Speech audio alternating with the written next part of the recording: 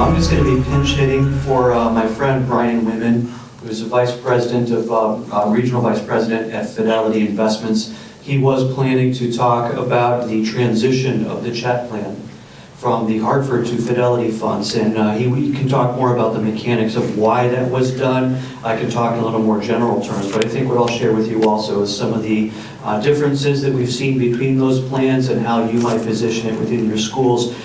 We get asked all the time, where should I put my money in terms of saving and paying for college? And the absolute no-brainer answer for a State of Connecticut resident is the CHET 529 plan. And we can talk with other advisors or financial professionals, and they all may have an opinion on it, but in my opinion, all those opinions are baloney. Because CHET is the only plan on the planet, and I mean the only plan on the planet that will allow a State of Connecticut resident to receive a tax deduction on the money that they deposit. There is no other plan that offers that. So if we have a financial advisor that says, well, we like American funds, so fine. However, those plans don't offer the tax deduction. In fact, there are some companies, not ours, but others, financial firms, that require a disclosure for the client to sign that says, I have been offered the State of Connecticut CHET 529 plan, but I decline it for whatever reason there may be.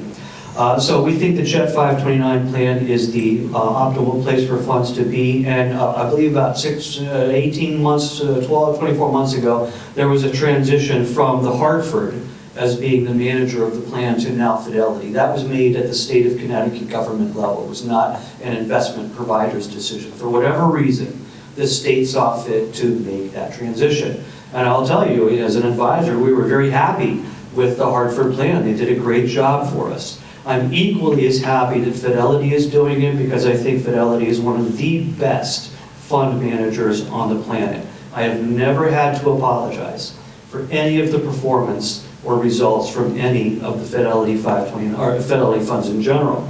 And I can tell you also that the Fidelity representative is in our office every 4 weeks with an update on service and ideas and here's what's going on in the world. And no other firm out there matches that level of attention and service. So we're very pleased with Fidelity.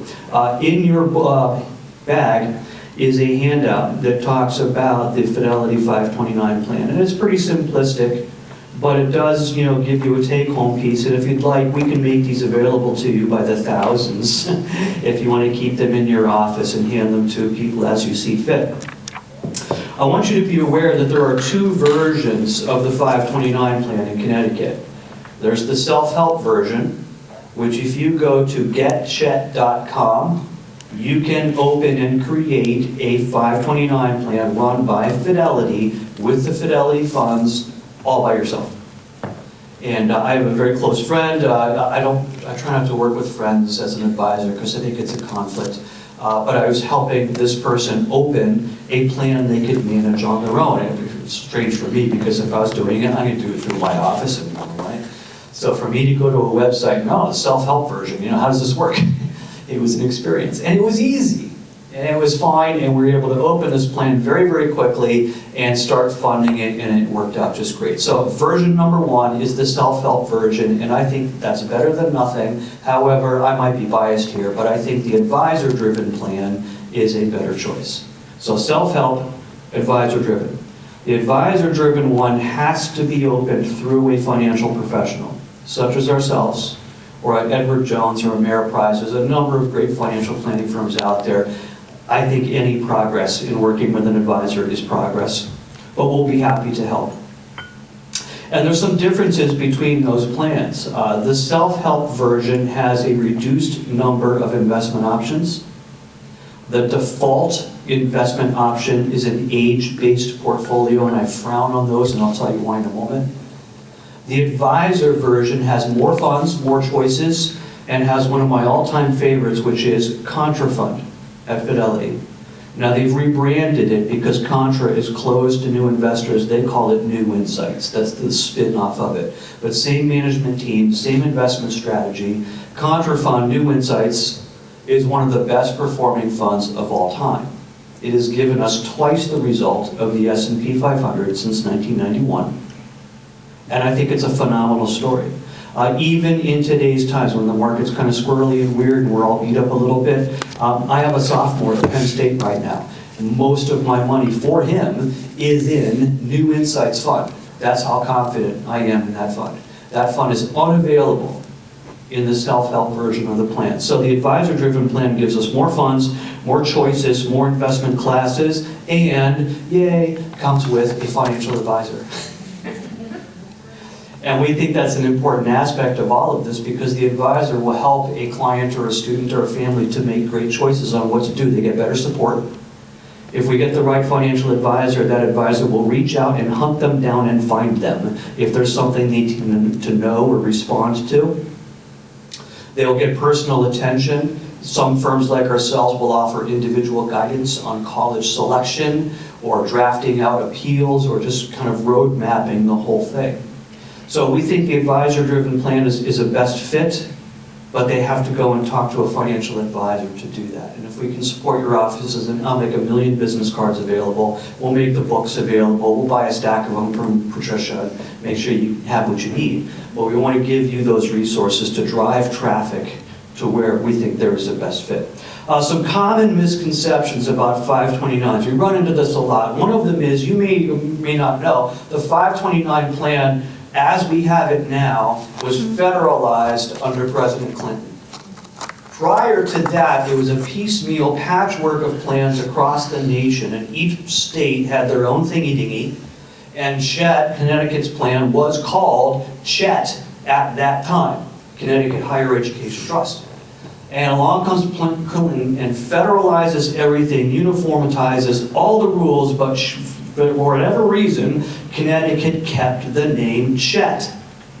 And so when people hear CHET, they remember the old plan from prior to Clinton, which does say use it or lose it, which did say you have to go to school in Connecticut. However, under the new federal systematized nationwide rules, CHET plans, 529 plans in general, can be used at any school of your choice. You don't use it or lose it. The only detail, if you will, is it has to be an accredited institution. Thank you, Jack. So we've had people go overseas to schools in London and use their CHET 529 plans for that. We want to try and remove these obstacles that parents have in their mind to not setting aside funds for college, and especially in a CHET. And that's one of the common ones that we can blow right by. People often worry about the penalties involved with CHET. In my opinion and my experience, the penalty associated with taking money out of a 529 for a non-higher education purpose is the most mild penalty on the planet. It will be a 10% penalty and a tax bill, but only on the gains, not the principal. In addition, you get to keep the Connecticut tax deduction you received when you made the deposit. So we think it's a wash. You might pay a slight penalty and some taxes to get money out if you have a couple of bucks left over, but that is offset by the fact that you got a tax deduction for all the years that you made deposits. And frankly, I can think of worse problems in this world than having money left over after paying for college. I mean, take the money, go to dinner, and thank God we have money left over. It's probably okay. But if you have to, you could take the money out of a 529, pay a little bit of a penalty, go to dinner, buy a boat, whatever it is, or leave the money in the plan and create what we call a generational 529. And this is where now you're funding your kids' college with a giant pile of tax-free money, if we do this right. You can also, of course, use it for other family members, other siblings. I think it's all the way through extended cousins. Is that right, Patricia? That's right. Yeah, so it's incredibly flexible. In my mind, I'll say it again, no brainer to put literally 100% of your college funds into a 529. And when we go to see families at their home, I see this all the time. We've got this plan, this thing over here, the old stock from grandma, the Janus fund from back in the 80s. Let's get all that stuff, put it together into a single bucket, get a tax deduction on that money, grow double tax-free from that point forward, and now we know this is our war chest that we are going to use to now map forward what we're going to use in budget and pay for college. We see this over and over again. I go to a family's house and, oh yeah, I've got some money set aside. Yeah, cool, 529, yeah, good. Who runs the plan? Oh, John Hancock. Well, John Hancock runs the Alaska plan. And I have to ask, did you ever live in Alaska? Do you plan to live in Alaska? And how in the world did you get a non-State of Connecticut plan? And the answer invariably is my advisor said that the CHET plan was terrible, the performance was terrible. Garbage! The performance on the 529 plan has been phenomenal, not only at the Hartford, but at Fidelity. The problem with the 529 performance is not the funds, it's the advisor. And that is because the advisor will tell the folks, just go with the age-based default plan. And you might see this in your own practice, that people come into your office, or you're saying, hey, go get the CHET plan. When you say that, tell them also to get a financial advisor to guide them who understands this stuff and hopefully won't recommend an age-based plan. Why not? Because the age-based plan makes sense, right? For some, when the kids are young, it's invested in the stock market, and that's aggressive, and it grows and grows. When the kids get older, it transitions to more conservative, which is bonds and stuff. That seems right, right?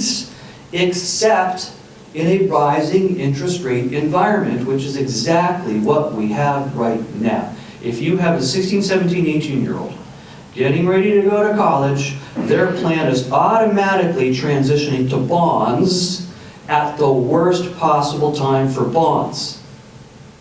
We think if we're going to do this right, we're going to have big money going through our 529 plans, and we should manage it just as much as we would manage an IRA or a 401k plan. Most advisors don't want to do that because they don't get paid to.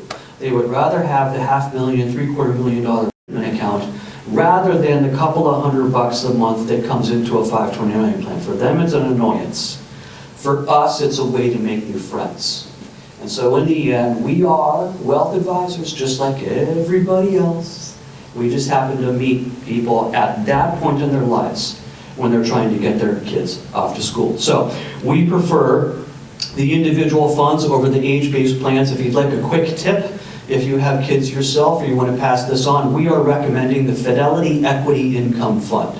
This is a blue chip dividend-paying domestic American backbone of the country fund. This fund is actually up 12% year-to-date while everything else is down. And that's because when we get into weird times, rising interest rates, high inflation, possible recession,